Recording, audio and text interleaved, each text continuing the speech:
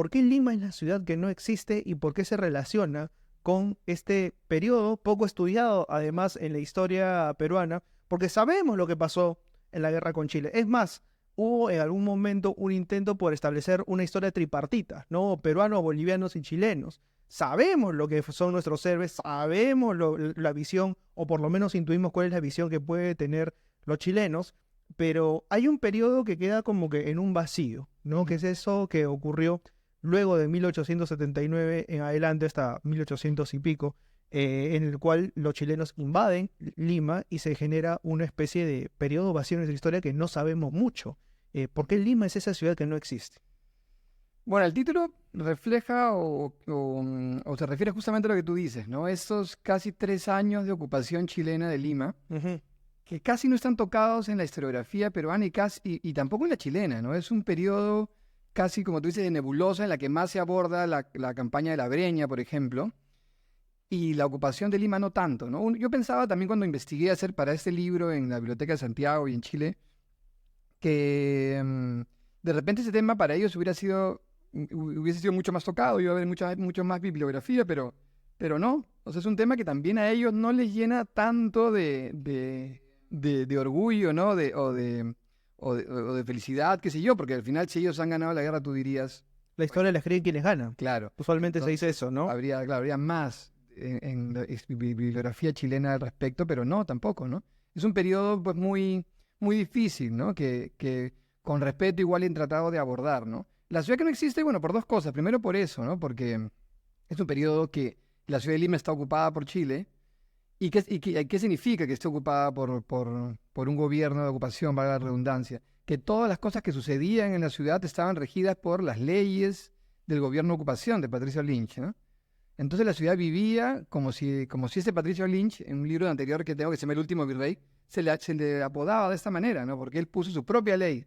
Ni siquiera era ley chilena la ¿Y que, cuál era la ley de Lynch? su propia ley. Él mismo actuaba con un abogado al lado y él, habiendo vivido tantos años en Inglaterra, también tiene muchas influencias inglesas, incluso con el Poder Judicial chileno. Y él dice, no, yo no me debo al Poder Judicial chileno, ¿no? Esta ley no es la ley chilena, es mi ¿Quieres ley. decir, o sea, que Lynch estableció casi una especie de monarquía absolutista en Perú en Era, por esos eso, 3 años? por eso era una especie de pequeño virrey, ¿no? Ujú. Sí, él hizo su propia ley, hay decretos de ¿Algún él. ejemplo, por ejemplo, de algún decreto que haya dejado Lynch en Una ese cosa, tiempo? una cosa curiosísima, por ejemplo, y que en el Perú nunca se ha dejado de hacer, es que el Estado termine de alguna manera de financiar a la iglesia, Mm, ¿no? ok. Lynch es el único periodo en la historia del Perú que la iglesia no ha sido financiada y que tenía que pagar impuestos y no se le daba, ¿no es cierto? Es una cosa muy interesante. La idea del arbitraje, por ejemplo, ¿no? La idea del arbitraje, claro, es un concepto muy moderno que ya luego era para los abogados peruanos, para la gente que litiga, de repente el arbitraje es una figura muy normal, pero en ese momento el arbitraje todavía era una cosa curiosa y todavía no se usaba, ¿no? Lynch incluye el arbitraje como una manera de resolver los litigios, ¿no? O sea, sí había ciertas cosas, o sea, había ciertas diferencias en la ley de Lynch, ¿no? Y bueno, ese periodo de 3 años es casi un periodo desconocido, como hablábamos, ¿no? Entonces, la ciudad que no existe es un poco por eso, pero además, un poco como que en Perú todo es mentira y todo está oculto, la ciudad de Lima en realidad nunca se funda como Lima. O sea, la ciudad de Lima se llama la ciudad de los reyes. Ujú, Lima no existe, ¿no? claro. Vamos a seguir llamándole Lima porque, bueno, ya la fuerza, la costumbre te lo va a decir. Pero no hay ningún documento oficial ni nada que te diga que esa ciudad se llame Lima, ¿no? Entonces yo decía, pero esta ciudad. Claro, puede parecer una cosa sin importancia cuando ya tienes tantos años llamándola así, ¿no? Pero que al final te habla también un poco de nuestra personalidad, ¿no? O sea, somos una mentira al final. No existe Lima, ¿no? Es una ciudad que no existe, ¿no?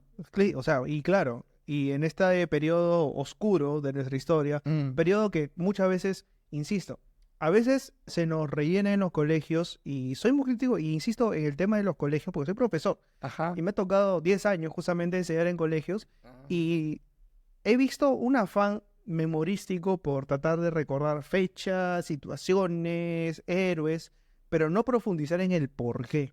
ujú, Y esto que mencionas, por ejemplo, a mí me parece esencial para entender el por qué somos como somos, ¿no? mm, Es un poco la radiografía de una sociedad que nunca llegó a cuajar, ¿no? ujú. Vamos a regresar a lo que con lo que conversábamos al inicio, ¿no? La falta de espíritu crítico y la necesidad de aprendernos fechas, ¿no? Ujú, Y que la inteligencia es saber cuál es la capital de Hungría, ¿no? ujú. Pregunta, no sabe cuál es la capital de Bolivia. ¿Ves? Al final puede ser muy poco interesante y saber un dato no te hace más inteligente o no, ¿no? Pero parece que eso es lo más interesante en nuestra manera de El memorismo, ¿no? El santo claro, memorismo. memorizarnos cosas y no entender el por qué, ¿no? Que al final termina siendo lo más importante, ¿no? Ujú. Y por ejemplo, en este periodo de Lynch, ¿qué es lo que se vivía en Lima, o sea, dentro de la cotidianidad? O sea, ¿le debían respeto a Perú, le debían respeto a Chile, o estaban en una nebulosa los ciudadanos que no sabían para dónde ir?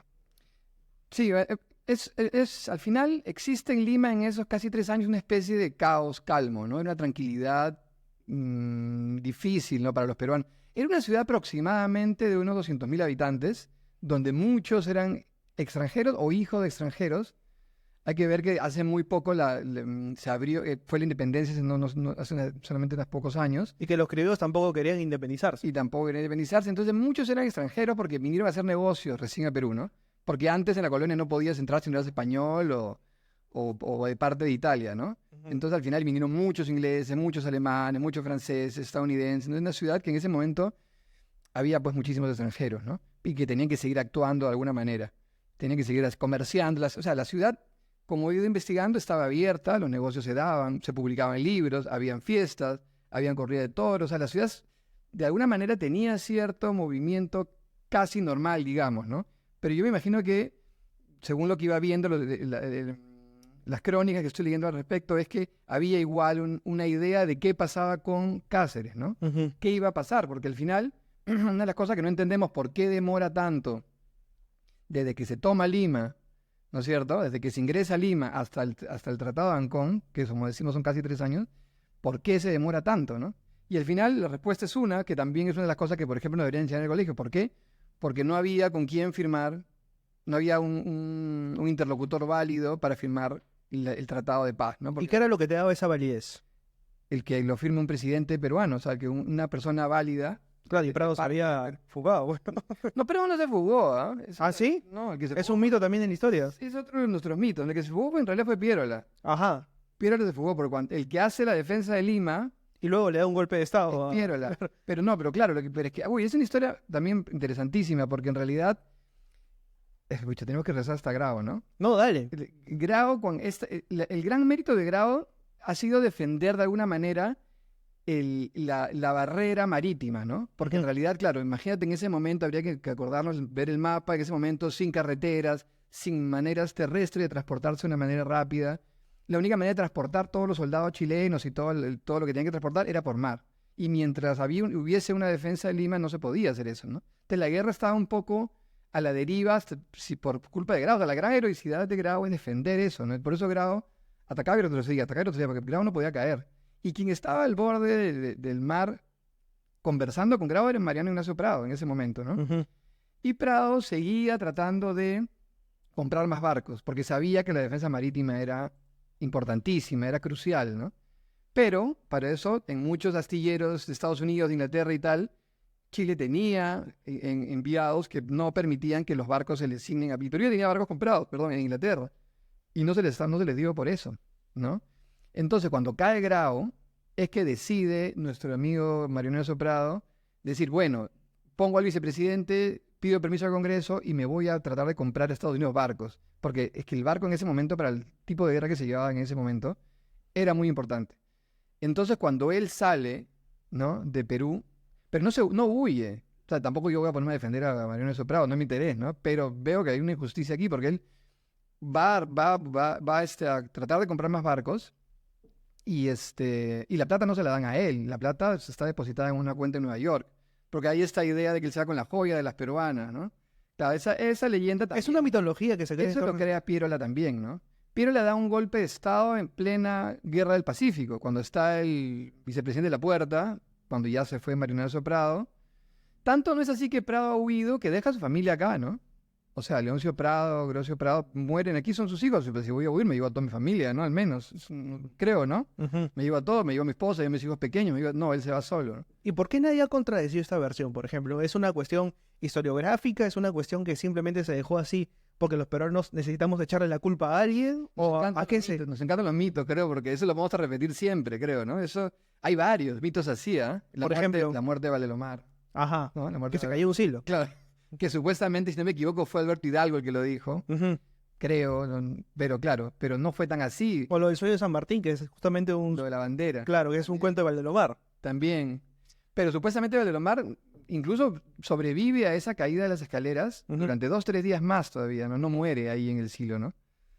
Pero claro, es terrible decir. Pero es mucho más poético, bueno decir. Decir su propia mierda. Es Claro. que es así, entonces suena fuerte. ¿Y a quién se le pudiera ocurrir algo así? Alberto Hidalgo, me imagino, ¿no? Y la idea, por ejemplo, hay varias tradiciones así, o la de Escorza, que murió abrazado a su maletín de dinero, ¿no? Y la de Leoncio Prado sí es cierta. O sea, que murió con la taza de café y la cucharilla y todo lo demás. Eso la narra incluso un propio chileno, ¿no? O sea, imaginamos que un chileno no va a regalar nada, ¿no? Claro. Esa muerte también súper poética. Claro, no había nadie de su rango que lo pudiese fusilar, ¿no? Entonces él mismo, al final igual iba a morir, dirige su propio fusilamiento. Es alucinante, ¿no? Ahora, ¿están exageradas las muertes de algunos héroes peruanos? Porque mucho se habla de Alfonso Ugarte, mucho se habla de Francisco Bolognesi, del mismo Leoncio Prado y de Grau, ¿no? Definitivamente.